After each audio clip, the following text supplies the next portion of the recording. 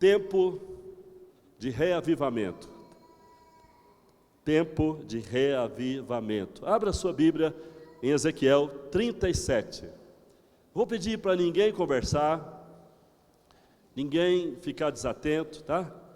Se os irmãos puderem não distrair, principalmente vocês que estão atrás, se sentirem tentados a conversar, vem para frente. Vem mais para frente, porque quem está aqui mais à frente, né, dificilmente conversa, porque, inclusive, está mais próximo aqui, né? Então, venha para frente e evite conversar. Vamos então ler de Ezequiel 37, de 1 a 14, 1 a 14, a visão de um vale de ossos secos. Diz assim a bendita palavra de Deus. Podemos ler? Quem diz amém? Veio sobre mim a mão do Senhor, e Ele me levou pelo Espírito do Senhor, e me deixou no vale, no meio de um vale, que estava cheio de ossos, e me fez andar ao redor deles. Eram muito numerosos na superfície do vale, e estavam sequíssimos. Então me perguntou: filho do homem, acaso poderão reviver estes ossos? Respondi: Deus, tu o sabes, tu sabes. E disse-me ele: profetiza a estes ossos e dize-lhes: ossos secos, ouvi a palavra do Senhor. Assim diz o Senhor Deus a estes ossos: eis que farei entrar o Espírito em vós e vivereis. Porei tendões sobre vós, farei crescer carne sobre vós estenderei pele, e porei em vós o Espírito e vivereis. E sabereis que eu sou o Senhor. Então profetizei segundo me fora ordenado. Enquanto eu profetizava, houve um ruído, um barulho de ossos que batiam contra ossos e se ajuntavam, cada osso ao seu osso. Olhei e eis que havia tendões sobre eles, e cresceram as carnes, e se estendeu a pele sobre eles, mas não havia neles o Espírito. Então ele me disse: profetiza ao Espírito, profetiza, ó filho do homem, e dize-lhes: assim diz o Senhor Deus, vem dos quatro cantos, dos quatro ventos, ó Espírito, e assopra sobre estes mortos, para que vivam. Profetizei como ele me ordenara, e o Espírito entrou neles, e viveram, e se puseram em pé, um exército sobremodo numeroso. Então ele me disse: filho do homem, estes ossos são toda a casa de Israel. Eis que dizem: os nossos ossos se secaram, e apareceu a nossa esperança, e pereceu a nossa esperança, estamos todos exterminados. Portanto, profetiza e dize-lhes: assim diz o Senhor Deus, eis que abrirei a vossa sepultura, e vos farei sair dela, ó povo meu, e vos trarei a terra de Israel. Sabereis que eu sou o Senhor, quando eu abrir a vossa sepultura, e vos fizer sair dela, ó povo meu. Porei em vós o meu Espírito, e vivereis, e vos estabelecerei na vossa própria terra. Então sabereis que eu, o Senhor, disse isto, e o fiz, diz o Senhor. Aleluia, que maravilha, que visão gloriosa, que visão estupenda, que visão tremenda esta que o profeta Ezequiel teve. E você observe que ele participou ativamente, né, em todas as cenas, em todos os momentos. Deus o fez interagir com o sobrenatural, mostrando para ele coisas e fazendo ele entrar na dimensão do Espírito e ali operar de uma maneira gloriosa. Então nós estamos aqui diante de um texto, e eu quero hoje entregar uma palavra profética para todos vocês. Amados, um reavivamento significa voltar à vida. Por isso, a visão da ressurreição dos ossos secos é uma ilustração de um verdadeiro reavivamento. Toda vez que algo está morrendo em nós, precisamos de um reavivamento para fazer reviver o que Deus nos deu. Nós sabemos, queridos, que Deus é o dono da vida e somente Ele pode trazer avivamentos e reavivamentos. Sempre que o Senhor quer trazer um avivamento ou reavivamento, Ele levanta um profeta. A palavra em Amós capítulo 3, versículo 7, nos diz que o Senhor, Deus, nada fará na terra, sem que primeiro revele seu segredo aos seus servos, os profetas. Então, sempre que Deus tem algo a fazer, a revelar, a introduzir, alguma coisa no sentido coletivo, para alcançar o seu povo, primeiro, Ele revela esse segredo a algum profeta, algum servo profeta que Ele tem aqui na terra. Ontem eu estava em casa, e até por volta das 4:30 da tarde, eu ainda não sabia qual a palavra que eu deveria pregar hoje. Alguém pode até se assustar com isso, né? Mas já no sábado, o apóstolo não sabia o que ia falar hoje? Isso quer dizer que não tem uma palavra para pregar? Não, queridos, não é isso. Na verdade, existem N palavras, centenas, milhares. Eu mesmo tenho lá em casa 2 livros que eu escrevi com mensagens, 2 livros, somando as mensagens do Manancial de Vida, mais as mensagens do Desfrutando de Cristo na Palavra, são mais de 90 mensagens. Algumas eu já preguei, outras não. Poderia pregar uma série de palavras em sequência, mas eu sempre procuro ouvir a Deus, sempre procuro ficar atento, antenado com o céu. E quando eu dei uma volta no meu quintal, às 4:30, eu fui lá no fundo do quintal, eu disse: Deus, o que vou falar amanhã? O que o Senhor quer que eu fale? Aí o Senhor disse: eu quero reviver, quero ressuscitar o que está morto na igreja. E aí, quando eu voltei para a minha área, onde eu sento para refletir, aí Deus disse: Ezequiel 37. E aí eu fui a Ezequiel 37, e o Senhor então começou a dizer: é tempo de reavivamento, é tempo de levantar o vale de ossos secos, é tempo de soprar vida na minha casa. Aleluia! Amados irmãos, vamos então extrair aqui hoje algumas analogias desse tempo em que viveu o profeta Ezequiel com o nosso tempo atual, traçando um paralelo entre aqueles dias e os dias atuais, os dias que estamos vivendo. Primeiro, vamos ver qual era a situação do vale. Havia um vale. Deus revela que essa visão se referia ao seu povo, Israel, a nação de Israel. E então, aí no versículo 1 até o 3, a palavra revela a situação do vale. E o texto mostra 4 características do vale. Primeiro, havia secura.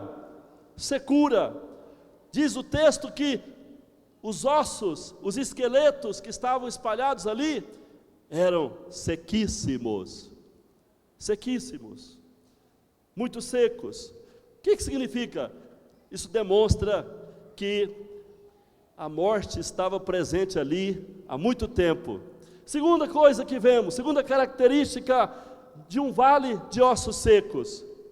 Havia ali silêncio, silêncio.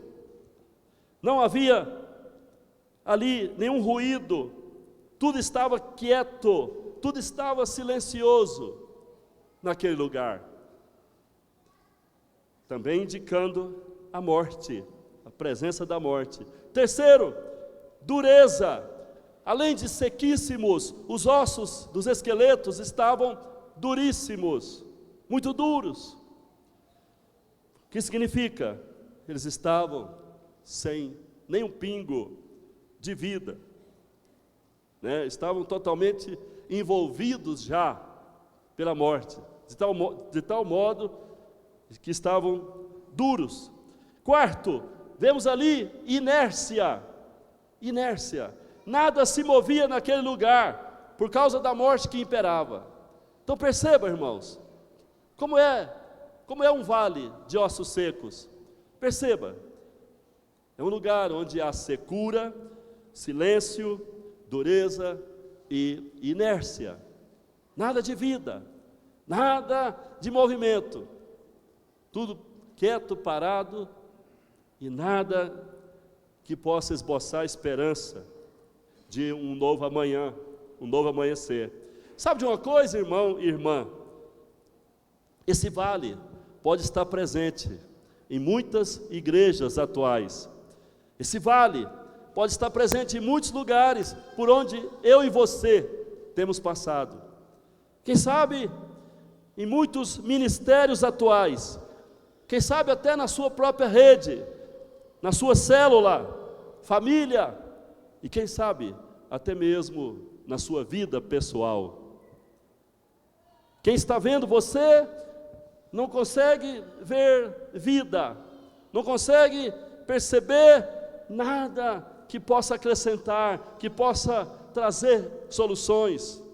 As pessoas estão vendo em você o que veem no esqueleto, absolutamente nada, nenhuma expressão de vida, tudo seco, tudo silencioso.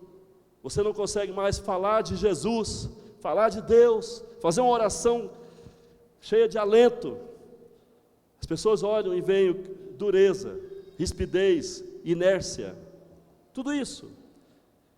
Quero dizer para você, quem sabe, em muitas áreas, você tem estado no vale, ou tem apenas visto um vale de ossos secos.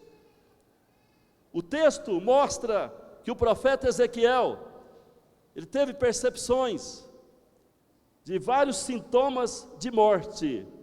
Se você está em meio à sequidão de pessoas frias, pessoas indiferentes, pessoas completamente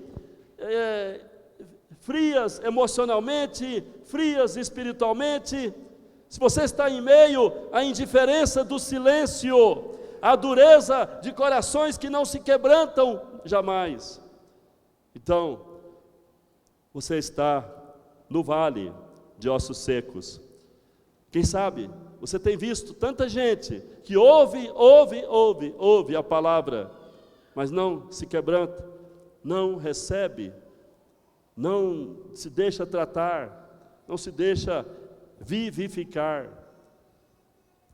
Você está cercado de inércia, porque nada acontece, as coisas não mudam. Então eu quero dizer para você, você é um profeta no meio do vale. Você é um profeta no vale de ossos secos. Quando o Senhor perguntou a Ezequiel se os ossos poderiam reviver, o que foi que o profeta disse? Versículo 3, então perguntou, filho do homem, acaso poderão reviver esses ossos? Poderão reviver? Respondi, Deus, tu sabes, olha o perfil do profeta, olha para cá, olha o coração do profeta. Senhor, eu não me atrevo a falar nada, diante dessa visão, diante dessa realidade, diante dessa constatação, eu não quero falar nada. Tu sabes, observe, tu sabes. Como ministros e profetas de Deus desses dias, precisamos reconhecer que nada sabemos, não sabemos nada, mesmo que estejamos vendo tudo errado, mesmo que estejamos vendo morte por todo lado, não podemos nos atrever a fazer nossos próprios julgamentos. O profeta se mostrou quebrantado com a postura de humildade.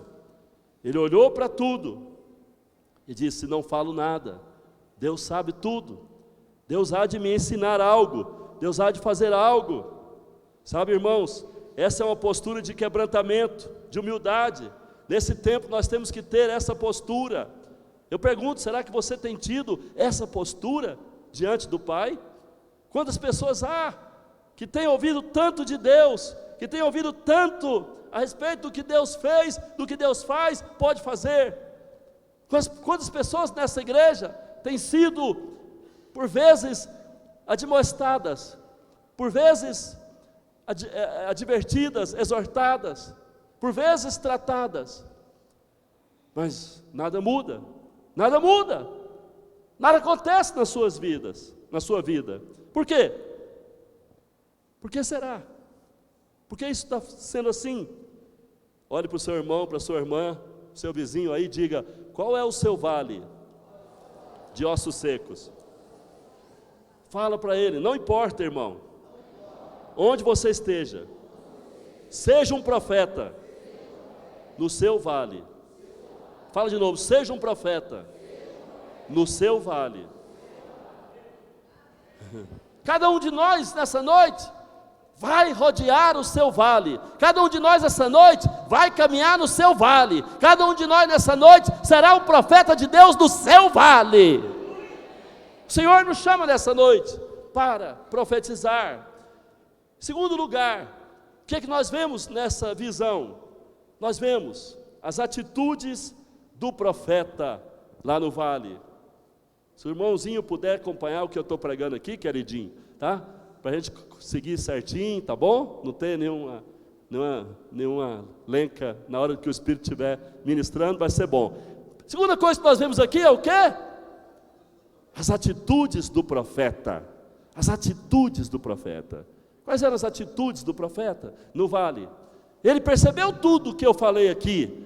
Ele viu ali a secura, ele viu ali a dureza, ele viu ali a inércia, ele viu ali o silêncio, ele viu ali todos os sintomas da morte. Mas como ele agiu? Primeiro nós vimos que ele foi quebrantado, foi humilde, se colocou debaixo do Senhor, da mão do Senhor, né? Isso mostra o quê? Primeiro, que o profeta, ele teve uma atitude adequada. Ele não se pôs a lamentar, ele não se pôs a praguejar, a buscar culpados. Não, ele entendeu a visão ali naquele momento e não se excluiu, né? Ele não buscou culpados, ele não foi arrogante, não foi soberbo e nem autossuficiente, porque ele era uma pessoa submissa, completamente submissa a Deus, submissa ao que Deus queria fazer ali naquele momento. Era um homem que tinha revelações, que sabia muito sobre Deus, mas não julgou ser capaz, ser competente. Esperou Deus falar. Primeiro, ele decidiu depender de Deus. Ah, irmãos, a gente ouve tanto falar de dependência, a gente ouve tanto falar que o cristão depende de Deus. Todo dia você abre lá o seu Facebook, você vê alguma mensagem sobre dependência. Você acessa algum outro espaço ali na rede social, você encontra também uma mensagem sobre dependência. Alguém põe um livro na sua mão que fala de dependência. Você abre a Bíblia e Deus fala sobre dependência. Mas como é que é? Você está dando essa prova? Você está dando essa demonstração para o céu que você depende de Deus? A gente ouve tanto crente falar, a crise está brava, a situação está isso, a situação está aquilo, eu não posso ofertar, eu não posso nada, porque eu estou no aperto total. Em quem você está confiando? Em quem você está esperando? Você depende de quem? De quem você depende? Agora, tem uma coisa importantíssima que se chama oração. A oração mede a sua dependência. A oração serve para Deus verificar, para os anjos do céu verificar o quanto você depende de Deus. Se você ora muito, depende muito. Se você ora pouco, depende pouco. E se você não ora nada, você não depende realmente de Deus. Então, preste atenção, o profeta de Deus resolveu depender de Deus. Por isso, a palavra diz: veio sobre ele a mão do Senhor, e o levou pelo Espírito, e lhe deu a visão do vale, né? O colocou no meio daquele vale para revelar-lhe algo que tinha que fazer. Ora, toda pessoa que está em oração, todo dia, frequentemente, ela ouve a Deus, ela conhece os segredos de Deus, ela sabe o caminho das pedras, ela sabe como se sobressair em qualquer situação. Quem diz amém, aleluia? Segundo lugar, o profeta abriu os olhos espirituais. Ele abriu os olhos espirituais. Para quê? Para ver o que Deus via, para ver como Deus via. Será que você tem tido a visão correta deste mundo? Você está vendo como Deus vê? Você vê o mundo como Deus vê? Deus disse que via Israel como um vale de ossos secos. Imagina o mundo lá fora. Imagina o mundo perdido. Como é que você está vendo o mundo? Como é que você vê a igreja? Você está vendo a igreja como Deus vê? Você está valorizando a igreja como Deus valoriza? Você está orando, intercedendo pela igreja? Você está amando a igreja? Você está se dando pela igreja? Lembrando que você também é igreja, que você também faz parte da igreja. Qual é que é a sua visão? Você está tendo a visão de Deus sobre o seu ministério? Está tendo a visão de Deus sobre a sua chamada? Sobre a oportunidade que Deus tem lhe dado? A vida que Deus tem lhe dado? Então, abrir os olhos espirituais é algo muito urgente. Precisamos abrir os olhos espirituais. Feche os olhos, põe a mão nos olhos. Diga: Deus, abra meus olhos espirituais. Abra meus olhos espirituais. Em nome de Jesus, Pai. Em nome de Jesus. Em nome de Jesus. Em terceiro lugar, o profeta teve percepção espiritual para ouvir a voz de Deus. Oh, meu irmão, oh, minha irmã, eu não estou falando de ouvir uma voz que ecoa à distância, uma voz forte, potente, como se vinda de uma caixa, de uma caixa amplificada, um aparelho de amplificação. Não estou falando de uma voz audível aos olhos, aos ouvidos, né? Aos ouvidos naturais. Não estou falando disso, estou falando de percepção espiritual, percepção dessa voz no seu interior, no seu espírito. Será que você tem ouvido falar de Deus nesses dias? Você está sintonizado com o falar de Deus para a sua vida, para a edificação da igreja? Deus nos tem falado, irmãos, sobre diversas coisas que estão no centro do coração dele. Deus tem falado sobre aquilo que é mais importante para ele. Primeiro, Deus tem nos falado que deseja nos encher de Cristo. Ele deseja nos encher de Cristo Jesus. Segundo lugar, Ele tem falado que deseja nos ver consagrados, dedicados a Ele, dedicados à sua obra, à edificação da sua casa espiritual eterna. Depois, Deus tem dito que quer que sejamos um. Ele quer que sejamos um corpo, assim como Ele e Jesus é um só. Deus quer que sejamos um. Essa campanha da unidade não é meramente uma campanha lançada pelos pastores da igreja. Essa campanha é a campanha diária, constante, que o Espírito Santo vem impetrando, vem colocando, vem desafiando a igreja a viver, porque nós não podemos nos permitir ser separados, ser divididos, ser fraccionados. Deus quer que sejamos um para a sua glória, e nós seremos um para a sua glória. Então, outra coisa, Deus tem falado conosco, Ele quer que sejamos seus ministros aqui no mundo, ministrando a sua palavra, pregando o evangelho, ganhando as almas, consolidando-as, discipulando-as, treinando-as para viver na presença dEle, servi-lo também de igual modo, e para que sejamos todos nós vencedores nesta geração. Então, em resumo, Deus tem falado essas coisas, Deus tem chamado essa igreja para viver dessa forma, e nós não podemos, irmãos, esquecer do falar de Deus, o falar profético, o falar insistente, porque Deus não desiste, de bater nessas teclas. Ele está sempre falando conosco, porque essa é a sua vontade para nós. Quem diz amém? Em quarto lugar, o que vemos? O profeta teve a ousadia de profetizar. Sabe, irmãos, saber as coisas é muito importante, conhecer é muito importante. A palavra diz que o povo de Deus perece porque falta conhecimento. É importante então buscar o conhecimento, é importante então ir à Bíblia todo dia para alimentar o nosso espírito, conhecer as verdades da palavra, ter o entendimento delas. Isso é importante, mas, sabe, Deus não quer que você guarde aquilo que tem recebido. Olha para cá, olha para cá. Deus não quer que você guarde o que tem recebido. Eu tenho certeza que você tem recebido muito nesta casa. Eu tenho certeza que Deus tem plantado muitas sementes em você, muita sabedoria em você.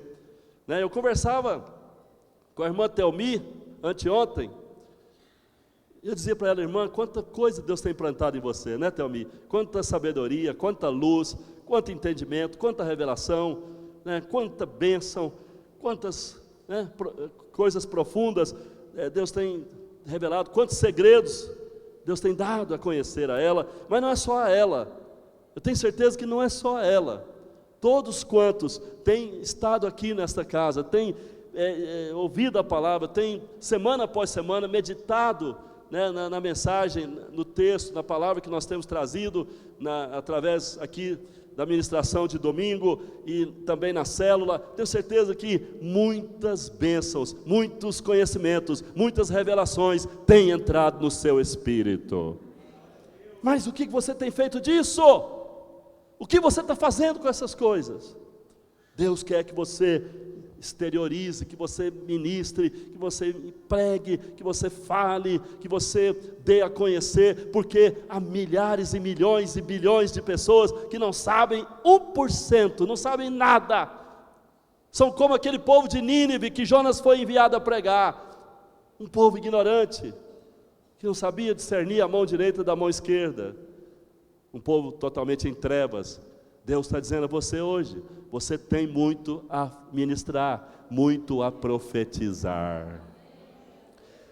Deus então mandou o profeta profetizar. Ele teve ousadia de falar exatamente o que Deus mandou falar. Veja o versículo 4: disse-me ele, disse o Senhor, profetiza a estes ossos e dize-lhes: ossos secos, ouvi a palavra do Senhor. Naquele momento, naquele vale de silêncio profundo, de sepulturas, de ossos secos, aquela voz ficou reverberante, ficou ecoando ali naquele lugar. O profeta fez como Deus mandou, falou o que Deus mandou: ossos secos, ouvi a palavra do Senhor. Eu imagino que aquela voz ficou ecoando ali naquele vale. E à medida que aquela voz ecoava, Deus fazia com que a palavra liberada tocasse o vale de ossos secos. Irmãos amados e queridos, versículo 9. Então ele me disse: profetiza ao Espírito, profetiza, ó filho do homem, e dize-lhe: assim diz o Senhor Deus, vem dos quatro ventos, vem dos quatro ventos. Olha, o profeta falou isso com toda a força do pulmão, dos pulmões, com toda a força dos pulmões. Vem dos quatro ventos, ó Espírito, e assopra sobre estes mortos, para que vivam. Sabe, nessa noite Deus quer que você grite no vale, que você profetize dessa maneira. Não importa onde está o vale, não importa a dimensão do vale que você está vendo, ou que vai ver daqui a pouco, Deus quer que você rodeie esse vale, e declare essa palavra em alto e bom som, porque aquilo que você profetizar hoje, o Senhor vai mover, e vai infiltrar na morte, e aquilo que está morto vai reviver nessa noite. Aleluia! Oh, glória a Deus. No versículo 12 diz: portanto, profetiza. Veja que Deus sempre está dizendo: profetiza, profetiza, profetiza. Meu irmão, profetiza. Olhe para o seu irmão do seu lado, fala forte para ele: profetiza. De novo, profetiza, profetiza. Aleluia. Aqui Deus fala de novo: profetiza, versículo 12. E diz-lhes: assim diz o Senhor Deus, eis que abrirei a vossa sepultura, e vos farei sair dela, ó povo meu, e vos trarei a terra de Israel. Aleluia. Deus está dizendo hoje, tem muita gente que já passou por essa casa, tem muita gente que já esteve aqui adorando a Deus conosco, tem muita gente que já passou pelos encontros, muita gente que já passou pela sua célula, pela sua rede, muita gente que já esteve com você e hoje não está mais. Essa gente está como ossos secos em algum lugar, mas Deus quer hoje que você declare uma palavra para elas. Não importa onde estejam, você vai declarar para elas: o Senhor hoje vai abrir a sepultura e vos fará sair dela, povo meu, e vos trarei a terra de Israel. Aleluia, glória a Deus.